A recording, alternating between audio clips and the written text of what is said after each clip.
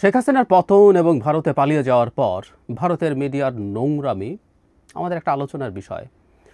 সত্যি বলতে ভারতের মিডিয়াকে আমরা ইগনোর করতেই পারি, করিও, কিন্তু মাঝে মাঝেই সামনে তাদের নোংরামি কতটা খারাপ পর্যায়ে যায় সেটা যখন আসে তখন খারাপও লাগে। কেন খারাপও লাগে সেটা আসলে বলবো। গতকাল আমরা জানি কাশ্মীরের একটা জায়গায় সন্ত্রাসী হামলা হয়েছে। পেহেলগাঁও নামে জায়গাটার নাম, মানে অসাধারণ নৈসর্গিক দৃশ্যের একটা জায়গা। সেখানে অন্তত ২৬ জনকে হত্যা করা হয়েছে। কারা হত্যা করা হয়েছে, কি হয়েছে, নানান রকম স্পেকুলেশনস আছে, কিন্তু প্রাথমিকভাবে মুসলিম জঙ্গিবাদীদের দিকে আঙ্গুল তোলা হচ্ছে। আমরা এটা নিয়ে কথা বলবো, ইনফ্যাক্ট এটা এবং এটার পটেনশিয়াল ইম্প্যাক্ট বাংলাদেশের উপরে কী হতে পারে এটা নিয়েও বিস্তারিত কথা বলতে চাই। কিন্তু এই মুহূর্তে যে কথাটা বলতে চেয়েছি আপনাদের অনেকের সামনে হয়তো এসছে, কারণ এটা নিয়ে আমি দেখলাম সোশ্যাল মিডিয়াতে কথাবার্তা হচ্ছে। ডক্টর ইউনূস কাতার সফরে আছেন, আমরা নিশ্চয়ই দেখেছি। তিনি সেখানে এই সফরে যা করছেন সেটাকে ইঙ্গিত করে আজ তাক বাংলা, একটা মেইন স্ট্রিম চ্যানেল, এটা যে একেবারে যে কেউ করছেন তা না, ইন্ডিয়া টুডে যে টিভি সেটাও তাদের একটা হেডলাইন ভিডিওর এরকম: কাশ্মীরে হিন্দু হত্যা শুনে বাংলাদেশি ইসলামী ইউনূসের নারীর সঙ্গে উল্লাস। থাম্বনেইল, কিছু নারীর সাথে ডক্টর ইউনূস ওই সফরে বসেছেন, সেইটা থাম্বনেইলে দিয়ে এই ধরনের কথাবার্তা লিখছেন। ভিডিওটা শোনার চেষ্টা করলাম, আসলে অনেকে স্ক্রিনশট শেয়ার করেছেন, আমি ভিডিওটা খুঁজে বের করলাম এবং আমি শোনার চেষ্টা করলাম। সেখানে তিনি তারা যেহেতু এই ঘটনাটা যখন ঘটছে তখন তার অনেকগুলো কর্মসূচি আছে, তিনি নৈশভোজে গেছেন, সেখানে হেসে বক্তৃতা করছেন। এটাও ক্রাইম হয়ে গেছে ডক্টর ইউনূসের, কারণ ভারতে একটা হামলা হয়েছে এবং যে বাজে ধরনের ইঙ্গিত করা হচ্ছে হিন্দু হত্যা হয়েছে। হিন্দু হত্যা শুনে তিনি নারীদের সাথে সেলিব্রেট করছেন। নর্মালি একটা ফেসবুকে যখন একটা ছবি, ডক্টর ইউনূসের প্রচুর কর্মসূচি আছে, প্রচুর কাজ আছে, সেই কাজের মধ্যে তিনি নানা রকম মানুষজনের সাথে যুক্ত থাকছেন, কথা বলছেন, সেগুলো ফেসবুকে নিয়মিতভাবে শেয়ার্ড হয়। সেটা হওয়ারই কথা, সেটা হওয়া ভালো। এবং আপনারা যদি ওনার ফেসবুকে ঢোকেন, এই মুহূর্তে আমি সেখানে আছি এবং প্রত্যেকটা ক্ষেত্রে তিনি কার কার সাথে দেখা করছেন, কেন করছেন, কি বক্তৃতা করছেন, সব এখানে দেয়া আছে। সেখান থেকেই তারা একটা ছবি নিয়ে এই ধরনের একটা কথা লিখেছে। এখানে কারা তার সাথে বসেছিল, আমি ওনার যে ছবিটা তারা ব্যবহার করছে, বাংলাদেশি অ্যাথলেটস যারা কাতারে প্রধান উপদেষ্টার সাথে পোজ দিয়েছেন এবং সেখানে প্রত্যেকের নামও দেয়া আছে। আমাদের দেশের মেয়েরা আমাদের প্রধান উপদেষ্টার সাথে দেখা করেছেন, খুব স্বাভাবিক। পিতৃতুল্য না, ডক্টর ইউনূস অনেকের দাদা নানা তুল্য, সেই মানুষের সাথে ছবি দিয়েছেন। এটা নিয়ে এমন নোংরা কথা, এমন নোংরামি তারা করছেন।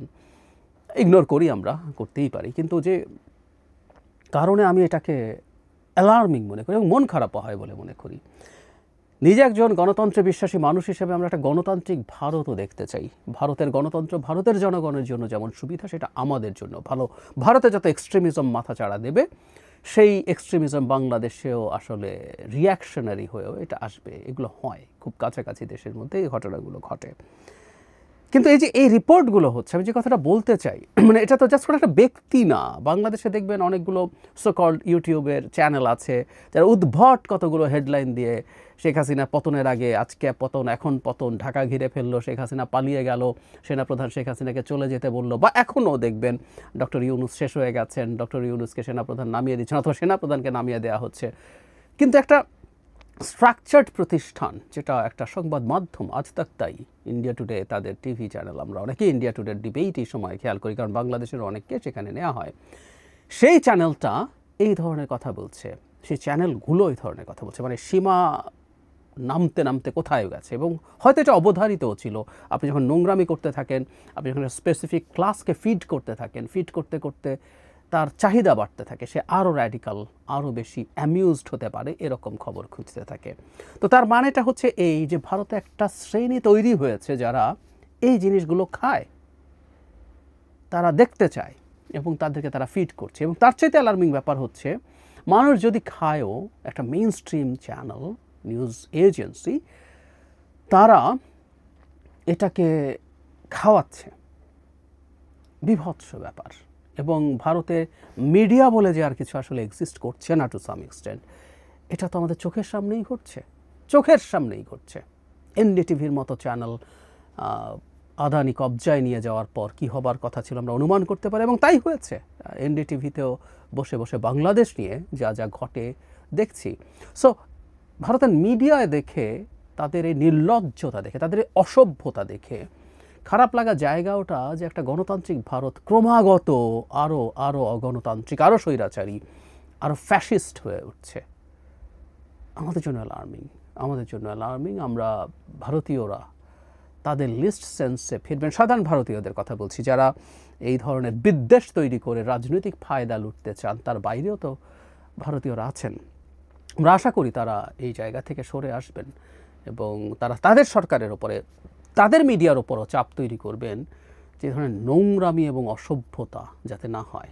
কারোর সাথে দ্বিমত থাকতে পারে, ডক্টর ইউনূসের সাথে সমস্যা আছে, ডক্টর ইউনূসের সরকার ভারতের সাথে ভারতের মতো করে কমপ্লাই করছে না, ডক্টর ইউনূস শেখ হাসিনা নন, শেখ হাসিনা তো নন, উনি 10-20% শেখ হাসিনাও নন। তো তাহলে সমস্যা থাকতেই পারে, কিন্তু ভারতকে এর পরসহাবস্থান করা শিখতে হবে এবং আলোচনার মাধ্যমেই সম্পর্ক তৈরি করতে হবে। এই যে আজ তাক চ্যানেল, তাদের খুবই বিজেপির সাথে অ্যালাইন্ড হওয়ার হিস্ট্রি আছে এবং সেই পারসেপশনই আছে। সুতরাং আজ তাক যা বলছে এটাকে খুব উড়িয়ে দেওয়ার কিছু নেই। বিজেপি তার একটা শ্রেণীর কাছে এইভাবে এই বয়ান নিয়ে দিতে চায় যে যখন তোমার দেশের হিন্দু মানুষ মারা যায়, তখন এই হিন্দুর মৃত্যুতে উল্লাস করে ডক্টর ইউনূস, মেয়েদেরকে তার পাশে বসিয়ে মেয়েদের সঙ্গ নিয়ে এই ধরনের ইঙ্গিত করে যখন বলে, একটা শ্রেণীর কাছে তারা বিজেপির হয়ে এগুলো পৌঁছে দেয়। এই র্যাডিক্যালাইজেশন তারা তৈরি করছে এবং বিশেষ করে বহুবার বলেছি, বিশেষ করে পশ্চিমবঙ্গে যেহেতু সামনে 1 বছরের মধ্যে ওখানে বিধানসভা নির্বাচন আছে, তারা এটাকে টার্গেট করছে।